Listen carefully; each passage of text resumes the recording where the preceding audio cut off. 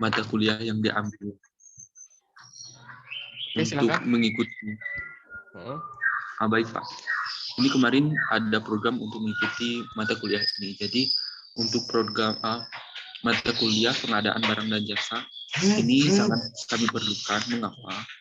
Karena kami bukan hanya saja mengonsultasikan soal administrasi saja, tapi kami juga harus menerapkan apa itu berupa barang dan juga tentang jasa-jasa yang akan digunakan di FISIP itu Pak, di administrasi. Terima kasih Pak.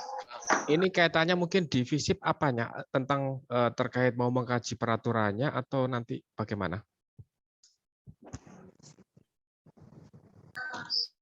Kalau untuk yang bagian FISIP belum saya ketahui Pak. Belum.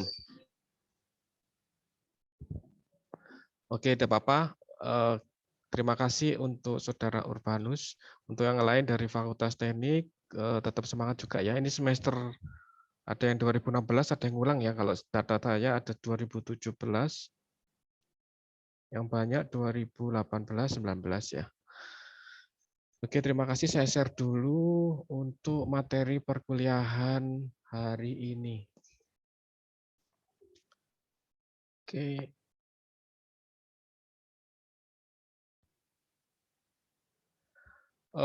Mohon informasinya apakah materi atau share screen dan suara sudah jelas? Jelas, Pak.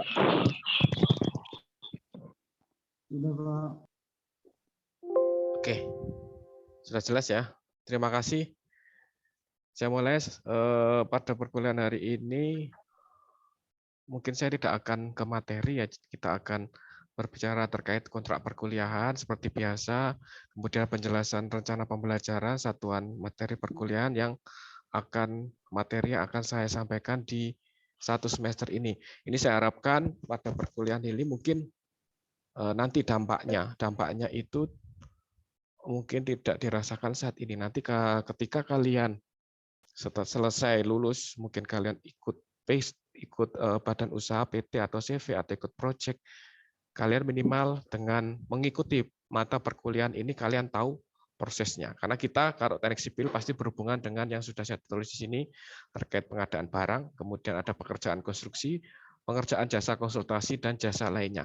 Nah, ini semua tercantum dalam peraturan presiden yang akan saya bahas atau nanti kisi-kisinya yang akan saya sampaikan dalam satu semester. Jadi minimal kalian tahu apa sih sebenarnya kenapa saya mengikut pengadaan barang jasa. Jadi kalian tahu aturan atau rule atau kebijakan peraturan itu yang terpenting. Kalian tahu tata caranya, bagaimana saya mengikuti tender, bagaimana saya mengikuti sistem lelang, kemudian bagaimana triknya ketika saya mengikuti lelang biar menjadi pemenang dan lain sebagainya. Yang terpenting di sini adalah kalian bisa mengetahui prosesnya. Ketika kalian prosesnya, kemudian jenis pengadaannya apa, karena di peraturan presiden di situ nanti terlihat jelas atau kalian harus mencermati jenis pengadaannya ini apakah pengadaan langsung ataukah lelang umum dan lain sebagainya. Nanti sambil berjalan mungkin di pertemuan selanjutnya kita kupas satu persatu, semoga materi yang saya ajarkan bisa tersampaikan seperti itu.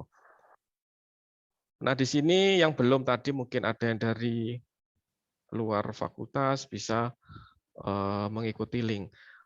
Mohon maaf di sini seperti biasa saya tidak memberikan grup apapun karena nanti tidak efektif. Kalau menurut saya silakan diikuti untuk aturan mata perkuliahan saya tidak ada grup, akan tetapi konsen di Google Classroom dan di materi yang ada di YouTube nanti bisa diulang-ulang atau bisa dilihat kembali.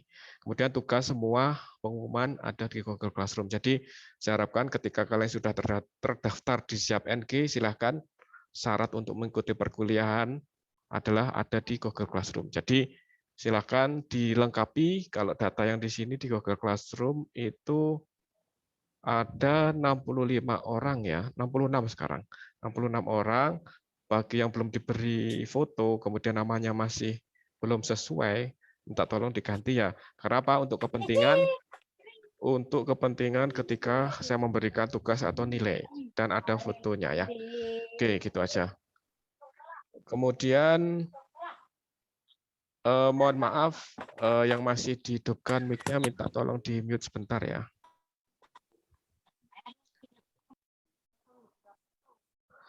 Kemudian tata cara perkuliahan seperti biasa yang sudah mengikuti perkuliahan saya, ada paduannya ketika kita melakukan Zoom. Silakan persiapkan diri kalian, siapkan, kemudian fokus, kemudian nama lengkap juga, jangan memakai pakaian yang tidak sopan ya. Kemudian menghadap ke layar seperti biasa. Kemudian saya minta cam-nya dihidupkan supaya saya bisa melihat sedang apa kalian atau memperhatikan materi yang saya ajarkan atau kalian lagi tidur, saya nggak tahu, makanya saya suruh menghidupkan kamera. Kemudian kalau nanti ada kesempatan, pasti saya memberikan kesempatan pertanyaan, diskusi terbuka. Kemudian tidak perlu menulis lagi ya untuk nama dan NIM. Nanti saya berikan Google Form, silakan diisi. Bagi yang tidak bisa mengisi berarti kalian belum daftar atau belum login ke akun Gmail.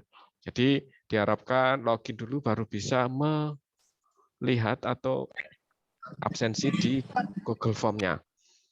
Gunakan kesempatan Zoom untuk menanyakan materi. Jadi karena ini materi kita kupas banyak, nanti yang mana-mana yang mungkin terlewatkan oleh saya atau mungkin ada kasus seperti ini Pak, atau nanti kalian pernah ikut sudah yang bekerja ikut CV atau ikut PT, ada kasus seperti ini, silakan ditanyakan bagaimana solusinya. Mungkin kalau saya bisa menjawab, saya akan menjawab dan memberikan solusi. Kemudian silakan follow, di sini ada, karena kita masih daring, kita pergunakan secara maksimal sosial media yang ada. Ini aturan di Google Classroom, bagi yang belum mengetahuinya, kemarin juga sudah saya share di Google Classroom juga, saya bacakan lagi, menggunakan nama lengkap sesuai dengan akunnya. Kemudian satu akun, satu mahasiswa. Nah ini sering terjadi, Pak, yang akun satunya hilang. Nah itu silahkan konfirmasi terlebih dahulu ya. Pokoknya satu mahasiswa, satu akun, jangan double. Nanti kalau seperti kejadian semester lalu, ada yang double-double akun, nilainya tidak muncul, ya berarti jangan salahkan saya ya, berarti tidak membaca paduan teknis dan tata tertibnya. Kemudian perhatikan tanggal pengumpulan tugas supaya tepat waktu. Ini tidak mengumpulkan tugas, saya anggap adalah tidak mengumpulkan. Di sini kalau ada pengurangan poin, kalau hari ini saya terapkan tidak mengumpul terlambat, maka tidak ada nilai. Jadi jangan negosiasi lagi ya. Negosiasi adanya di proyek nanti yang saya jelaskan. Jadi di sini sudah dijelaskan di awal, jadi nilainya tidak ada atau kosong. Supaya kalian lebih disiplin. Nanti kalau kerja di proyek ataupun di tempat lain.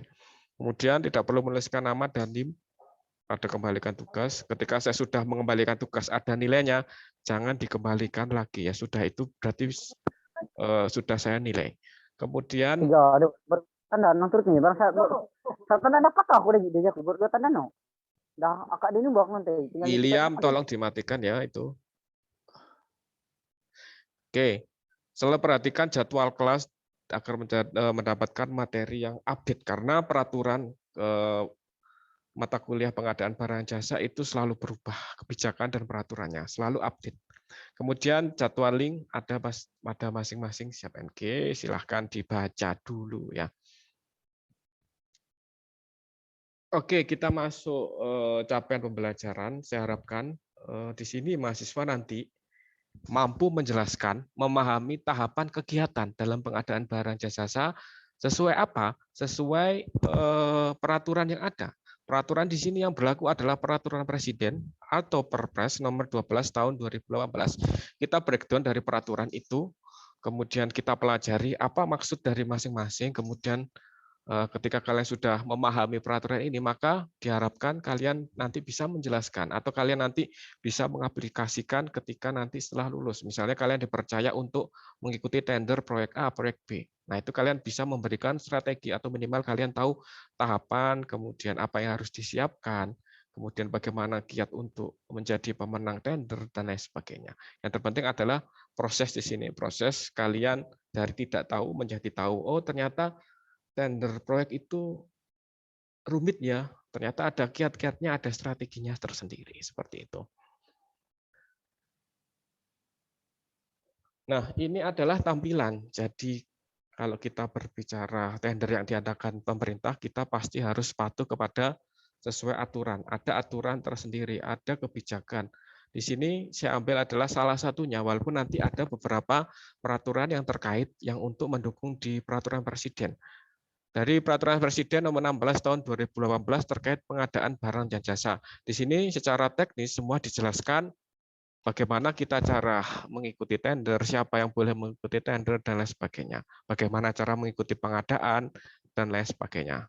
Nah, ini silahkan nanti silahkan di-download format PDF minimal sebelum perkuliahan selanjutnya, kalian punya bahan untuk dibaca. Jadi, jangan hanya di-download kemudian disimpan ya, dibaca juga ya, dibaca.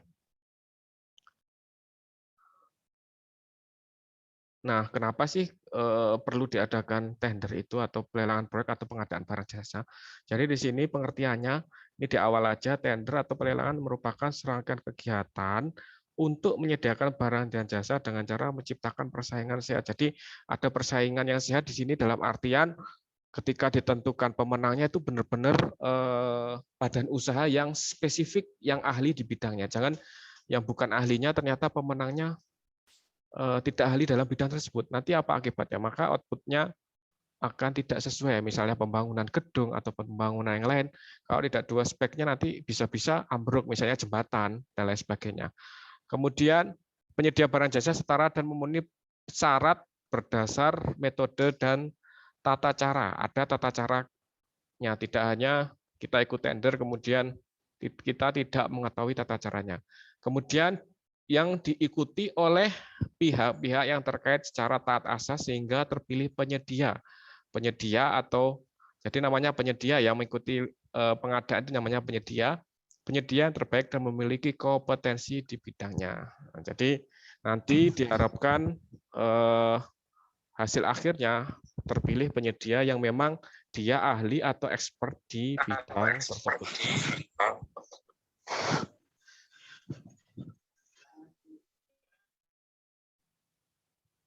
Jadi sistem pelelangan proyek itu pengadaan barang dan jasa yang disediakan oleh pemerintah. Nanti di seluruh Indonesia secara nasional kalian nanti bisa mengikuti kegiatan atau apa yang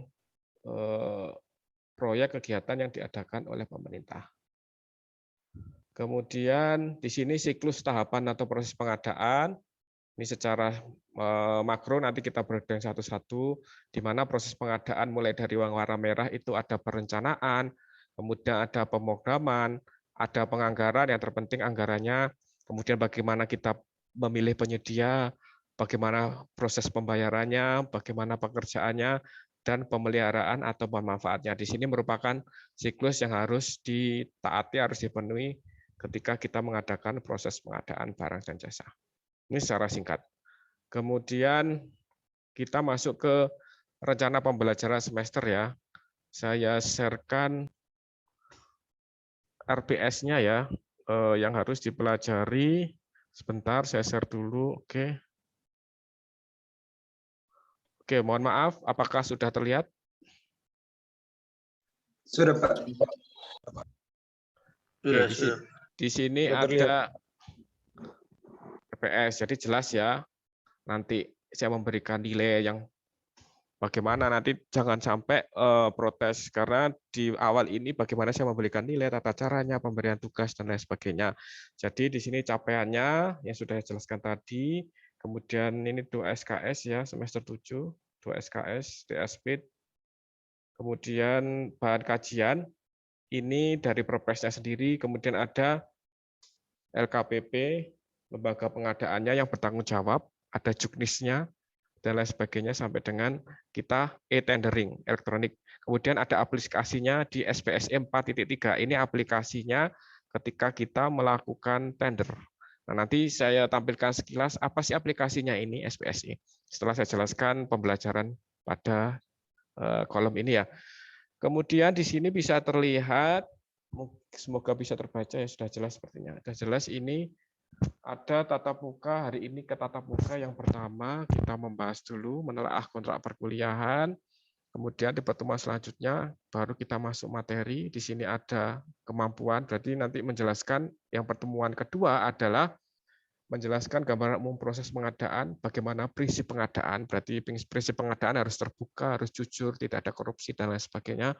Kemudian ada kebijakan yang terkait, serta peraturan yang terkait. Kemudian bagaimana materi pembelajarannya. Di sini sudah saya berikan keluasaan atau materi pembelajaran, berarti yang di sini nanti yang saya ajarkan harus bisa, kalian harus bisa memahami gambarannya seperti apa, prinsipnya apa, kebijakannya apa, peraturan yang terkait apa, dan peraturan presidennya ini. Kemudian metode pembelajarannya seperti sekarang diskusi melalui Zoom karena kita masih daring.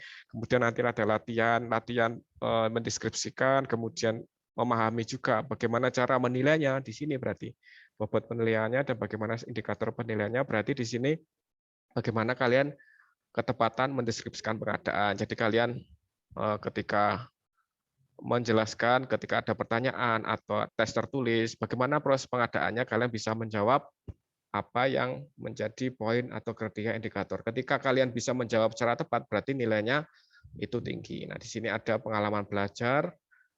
Diharapkan mahasiswa mampu mendeskripsikan kriterianya ketepatan. Ketepatannya itu apa? Berarti sesuai dengan apa yang ada di Perpres. Misalnya prinsip jujur, prinsip keterbukaan, itu kalian bisa menjelaskan di sini. Ini di pertemuan kedua. Begitu juga dengan pertemuan sampai pertemuan ke-16. Nah, di sini ada pertemuan ketiga, yaitu mampu mengelola dokumen. Jadi ada nanti namanya ketika kita melakukan lelang, ada namanya yang pertama adalah dokumen teknis dan dokumen penawaran. Jadi ketika pemerintah, misalnya kalian mengikuti pengadaan di Dinas PU ya, PU Bina Marga. Berarti di situ ketika kalian mengikuti lelang tersebut harus memasukkan dokumen. Yang pertama dokumen pra ya, dokumen prakualifikasi. Jadi CV atau PT kalian itu kualifikasinya memenuhi enggak. Nah, itu nanti diaplikasikan ke sikap. Sikap itu semua kan kita berjalan secara elektronik. Jadi semua data, biodata CV kita daftarkan ke sikap. Jadi di sistem itu nanti menilai, bisa memilih oh CV atau perusahaan A itu qualified. Nah, itu. Kemudian yang kedua, kita memasukkan dokumen penawaran. Penawaran kita berapa? Misalnya nilai kegiatannya 100. Berarti kalau HPS, harga perkiraan sendiri, harus di bawah 100. Misalnya 99, sekian. Kemudian yang ketiga ada namanya dokumen teknis. Nah, teknis itu berisi medpen-nya bagaimana. Kalau kebetulan saya di jasa konsultasi, berarti ada namanya metodologinya seperti apa. Kemudian latar belakangnya apa. Dan di situ di dokumen penawaran ada RAP-nya, berapa yang ditawarkan, seperti itu. Nanti kita jelaskan di pertemuan berikutnya. Ini gambaran umum. Jadi pertemuan 2, pertemuan 3 seperti itu, pertemuan 4 sama juga memahami tahapan persiapan pengadaan. Jadi kita ini saya ambil dengan breakdown dari peraturan yang terkait, kemudian 5 sampai pertemuan 6 mampu menyusun HPS. HPS itu harga perkiraan sendiri, sama dengan halnya RAP. Jadi RAP nanti bagaimana menyusun RAP yang sesuai dengan jenis kontraknya. Kemudian pertemuan 7 mampu memahami metode. Jadi dilihat di dokumen ada namanya dokumen kerangka acuan. Di situ dijelaskan bagaimana metode penilaiannya. Apakah menggunakan harga terendah atau metode yang lain. Nanti saya jelaskan kisi-kisinya atau bagaimana kalau metode ini seharusnya seperti ini. Kalau metode harga terendah seperti ini. Kemudian yang pertemuan 8 itu adalah seperti biasa ujian tengah semester untuk menilai apakah paham enggak materi yang sebelum minggu-minggu sebelumnya yang Bapak ajarkan. Kemudian pertemuan 9 kita masih tetap menjelaskan di sini ada metode menetapkan sifat ciri dari metode evaluasi penawaran, mampu memahami, menjelaskan, menyusun jadwal pengadaan, memahami isi dokumen. Jadi dokumen itu harus dipahami, harus dimengerti. Supaya untuk apa? Supaya untuk menyusun strategi mengikuti tender ini. Apakah sesuai kualifikasi? Ternyata setelah saya membaca dokumen atau dokumen yang ada ternyata tidak sesuai kualifikasi perusahaan saya, seperti itu.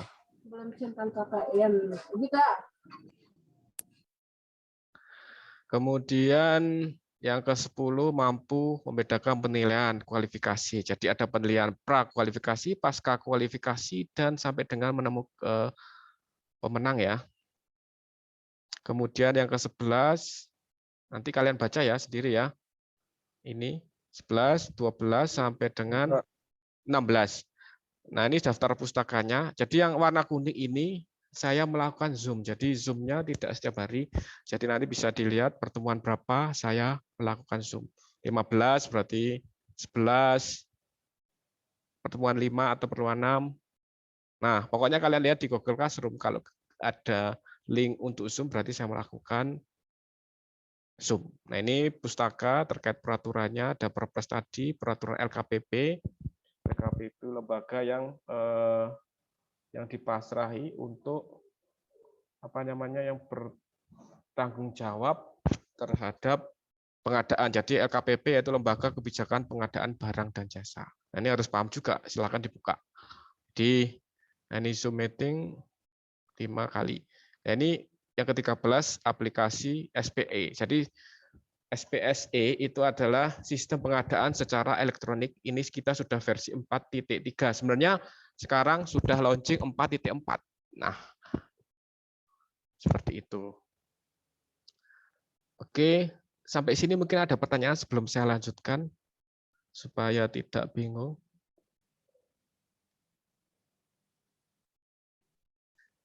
Denny, mungkin ada pertanyaan. Denny Wahyudi atau yang lainnya? Kira-kira paham ya? Nikodemus mungkin mau bertanya? Baik Pak, sudah paham Pak. Paham ya, minimal gambaran umumnya yang akan kita pelajari, paham ya, Nikodemus ya? Iya Pak, sejauh ini saya sudah paham Pak. Oke, nanti kalau misalnya ada pertanyaan setelah Zoom ini bisa kalian sampaikan di kolom komentar ya, atau pertanyaan. Saya terbuka 24 jam, kecuali pada waktu saya tidur ya. Mereka sekarang di Batu. Itu siapa itu? Oke, ada waktu 9 menit. Ini saya contohkan ya, aplikasi SPSE. Kebetulan ini saya mengambil di Kabupaten Probolinggo. Sudah nampak ya?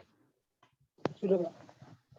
Oke, di sini bisa Sudah, kalian Pak. terlihat tampilan dashboard atau istilahnya tampilan utama. Kalau kita web itu ada tampilan utama seperti ini.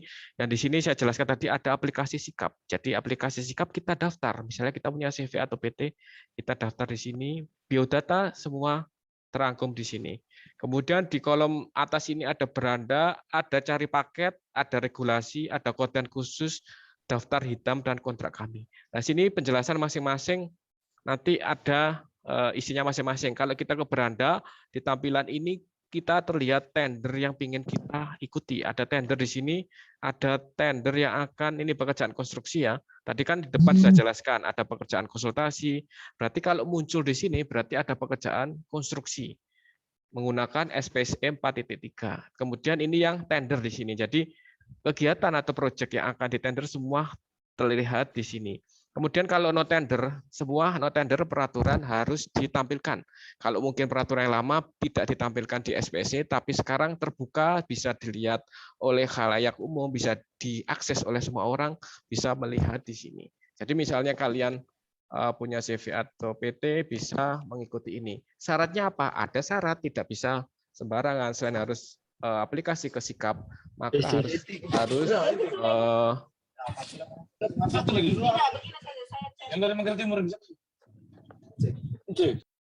harus login ke sini ya.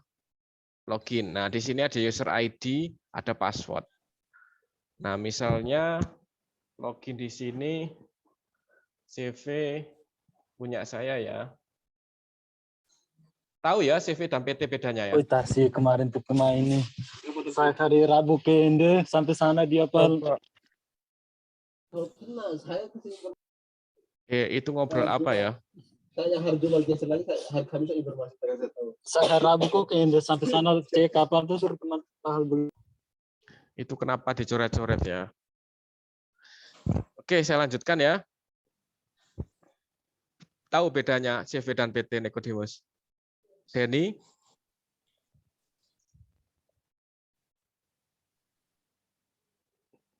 Halo? Ada yang bisa menjelaskan? Nikodemus?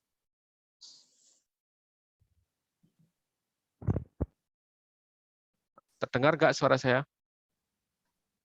Dengar, Pak. Ya, yang Kedengaran, bisa. Pak. Oke. Oh iya Pak, baik Pak. Di sini. Izin menjawab Pak. Oke, siapa? Nikodemus. Saya Pak izin menjawab. Silakan. Untuk PT sendiri, badan usaha yang berbentuk badan hukum itu statusnya Pak diatur oleh Undang-Undang Nomor 40 Pak tahun 2007. Dan untuk CV ini bukan usaha yang berbadan hukum gitu Pak. Baik Pak, terima kasih. Kata siapa CV bukan perbuatan hukum? Oke, saya kasih contoh ya. Ini saya stop sebentar. Tapi untuk CV ada regulasinya Pak. Semua PT atau CV itu perbuatan hukum ya, karena coba kamu cek lagi. Saya contohkan di sini adalah sebentar.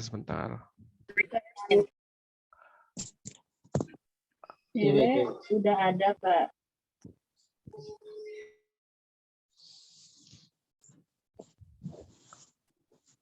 Oke, sambil saya mencari, ada pertanyaan enggak?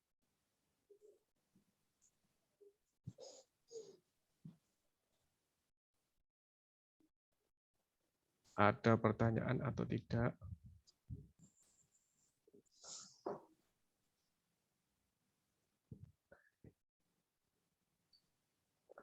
Halo. Halo. Tidak ada, Pak. Kalian itu mati saya. Oke, di sini contoh ya. Ini CV punya saya ya, CV. Ini contoh company profil. Terlihat enggak kira-kira? Kelihatan ya? Iya, Pak. Nah, ini Ya, CV. Pak, kelihatan, Pak. CV itu PT atau CV semua adalah perbuatan hukum. Jadi saya bisa mengikuti lelang, tapi spesifikasi saya adalah seperti ini. Saya bergerak di bidang manajemen, bisnis, konsultasi. Jadi ketika saya bergerak di konstruksi saya nggak bisa karena tidak sesuai dengan kompetensi saya. Seperti itu nih, ada penjelasannya. Nah seperti itu. Kemudian CV itu ada ini data perusahaannya. Ini pasti kan perbuatan hukum. Ada alamatnya, ada aktenya. Kemudian yang terbaru adalah supaya kalian tahu harus terdaftar di Kumham. Kumham itu syaratnya untuk kita mengikuti lelang. Nah, ada aktenya, pendiriannya, ada maksudnya, sampai dengan anggota. Jadi untuk mengikuti lelang harus mengikuti anggota Persatuan Konsultan Seluruh Indonesia atau Berkindo, atau banyak yang pokoknya yang legal. Ada TTP, ada SIUP, ada SK seperti ini. Ada SK pengadilan, ada notarisnya, semua terdaftar. Kemudian yang di sini adalah harus ada struktur organisasi. Kenapa kalian PKL saya suruh pada waktu PKL harus ada struktur organisasi supaya jelas ada badan hukumnya. Di sini ada nama pengurusnya, kemudian ada struktur organisasinya seperti itu. Kemudian ada aktenya, akte perubahan, kemudian ada surat izin usaha, SIUP, nah, supaya kalian tahu ada SIUP-nya, ada TDP, tanda daftar perusahaannya, berlakunya, kemudian ada NPWP, ini harus ada, kemudian ada keanggotaan, nah, keanggotaan konsultan ini ada, semua harus ada sampai dengan SPU, ini spesifikasi yang nanti saya ikuti. Ketika spesifikasi tidak sesuai ini, maka tidak bisa mengikuti. Nah, ini spesifikasi perinciannya berarti saya bergerak di bidang pertanian, pedesaan, kesehatan, kependudukan, telematika. Berarti telematika, perangkat keras, pengadaan komputer, bisa kepariwisata, bisa transportasi, manajemen, ataupun jasa yang lainnya. Di sini terlihat jelas di sini. Kemudian ada pengalaman perusahaannya di sini ditampilkan. Mulai tahun 2012, ini bergerak 2012 sampai dengan pengalaman sampai 2020 ya. Nah, di sini pekerjaan yang dikerjakan sampai saat ini. Nah, ini semua pekerjaan di bidang pemerintahan melalui pengadaan barang, sistem lelang ataupun yang lainnya. Nah, itu gambaran supaya wawasan, supaya kalian tahu. Nah, ini harus ada daftar perusahaannya, harus disertakan. Nah, itu mungkin bedanya PT dengan CV. Kalau saya mau menjadi PT, berarti ada prasyarat yang harus dipenuhi, seperti itu. Ya, paham ya semua kira-kira? Nanti untuk terkait dashboard atau tampilan SPSE nanti saya jelaskan di pertemuan berikutnya. Jadi untuk awal kita berbicara kontrak perkuliahan. Gitu mungkin untuk perkuliahan untuk hari ini, moga-moga ada gambaran ya, dari tahu menjadi tidak tahu, udah cukup bagus. Ada waktu 1 menit, mungkin ada yang dipertanyakan atau ada yang didiskusikan.